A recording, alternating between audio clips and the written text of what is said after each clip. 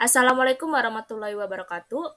Sebelumnya terima kasih kepada Bapak Dr. IR Ananto Trisasongko selaku dosen mata kuliah Artificial Intelligence. Dan perkenalkan, nama saya Nanda Rusma Anwar dengan NIM 31211091 kelas TI.21.A.AI1.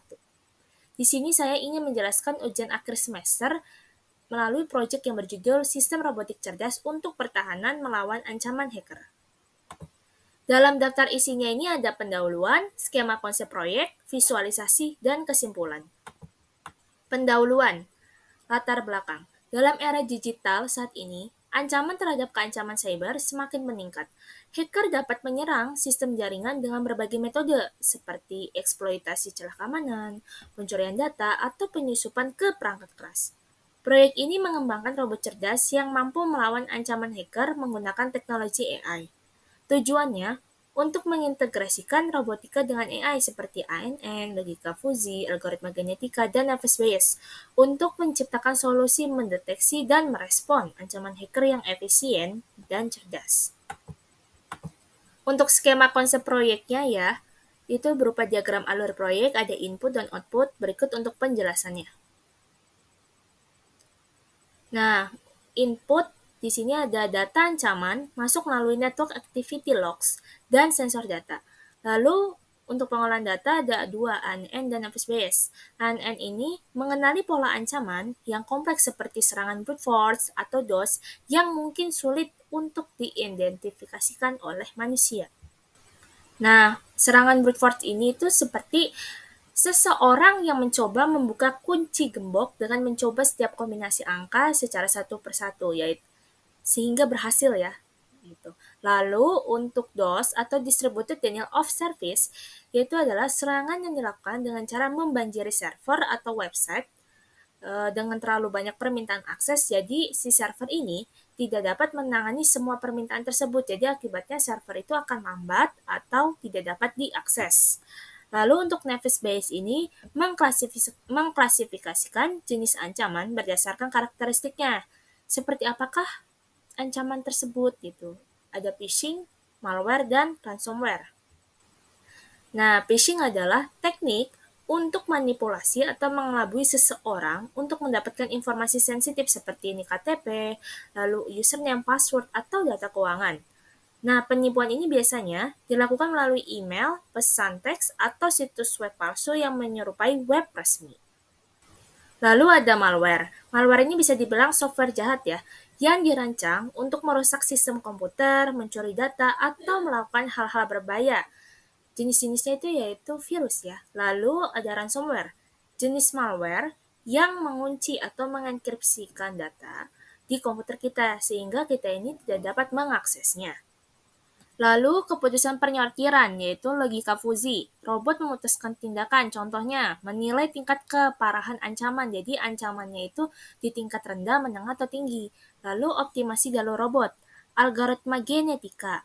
Robot untuk mencari solusi terbaik dan tercepat dalam menangani ancaman. Outputnya itu sistem menghasilkan respon otomatis terhadap ancaman. Jadi sistemnya itu bisa merespon secara real time gitu ya.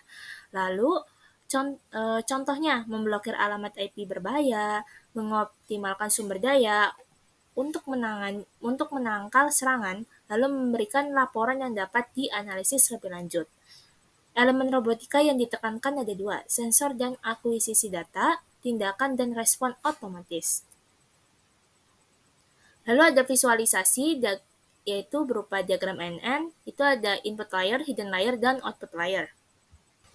Nah, untuk input layer itu memasukkan data dari log jaringan, seperti pola akses, alamat IP, waktu, lalu fitur utama diidentifikasikan untuk digunakan dalam analisis.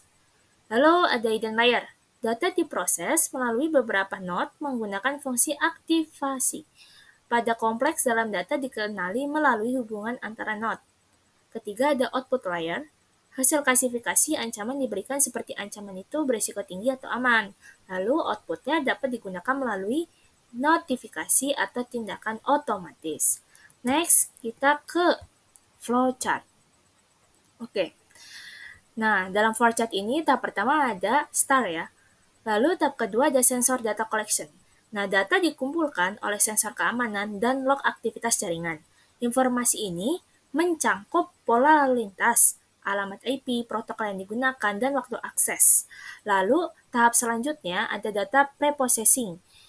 Nah, data mentah diproses untuk menyaring informasi yang tidak relevan. Fitur-fitur penting seperti lonjakan lalu lintas jaringan atau pola akses abnormal yang diidentifikasikan. Lalu tahap selanjutnya ada threat analysis. Nah, data yang sudah diproses dianalisis menggunakan algoritma ada dua, yaitu ANN dan Navier Bayes. Nah, dalam ANN ini untuk mendeteksi pola kompleks seperti serangan brute force dan DOS. Lalu dalam Navier Bayes itu kayak mengklasifikasikan jenis ancaman seperti phishing, malware, dan lain-lainnya. Lalu tahap selanjutnya ada decision making. Sistem ini menggunakan logika fuzzy untuk mengevaluasi tingkat ancaman. Nah, hasil evaluasinya itu menentukan apakah ancaman tersebut tinggi, rendah, atau sedang. Lalu ada tahap action execution. Nah, berdasarkan hasil analisisnya itu memblokir alamat IP yang mencurigakan, mengoptimalkan sumber daya untuk menghadapi ancaman, mengisolasi bagian tertentu dari jaringan untuk mencegah penyebaran. Lalu ada tahap reporting dan feedback. Jadi sistem ini menghasilkan laporan rinci tentang ancaman dan tindakan yang telah diambil. Terus laporan ini dapat digunakan untuk analisis lebih lanjut atau pembelajaran sistem untuk meningkatkan kinerja di masa depan. Lalu kita masuk ke tabel logika fuzzy. Nah, dalam tabel logika fuzzy ini ada tingkat ancaman. Kalau rendah ini ada aktivitas yang mencurigakan, tetapi belum terlalu serius. Jadi robot ini mencatat kejadian itu lalu dipantau lebih lanjut. Lalu tingkat menengah ada tanda serangan seperti mencoba masuk sistem berkali-kali atau brute force. Nah, si robot ini memblokir sementara pengguna atau alamat yang mencurigakan. Kalau dalam tingkat tinggi, ada serangan besar seperti DOS atau malware berbahaya. Nah, si robot ini mengambil tindakan seperti memutuskan jaringan yang terancam. Next. Simulasi jalur robot. Nah, seleksi jalur robotnya itu untuk langkah algoritmanya sendiri itu ada seleksi, crossover, dan mutasi. Nah, seleksi ini itu memilih jalur terbaik berdasarkan kriteria tertentu. Crossover menggabungkan dua solusi terbaik untuk menciptakan jalur baru, lalu dalam mutasinya memperkenalkan perubahan kecil untuk menemukan solusi yang lebih baik. Prosesnya itu ada input data, yaitu robot menerima data tentang lokasi, rintangan, dan tujuan. Lalu ada proses optimasi. Algoritma genetika menjalankan iterasi untuk menemukan jalur terbaik dan hasilnya jalur optimal ditentukan dan robot mengikuti jalur tersebut.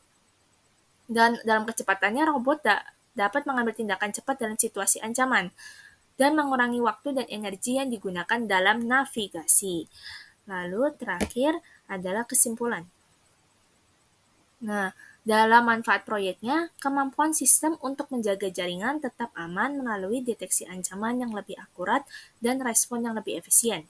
Selain itu, sistem ini menghasilkan laporan analisis yang membantu tim keamanan memahami ancaman secara lebih mendalam dan mengambil tindakan yang tepat untuk menghadapi ancaman berikutnya.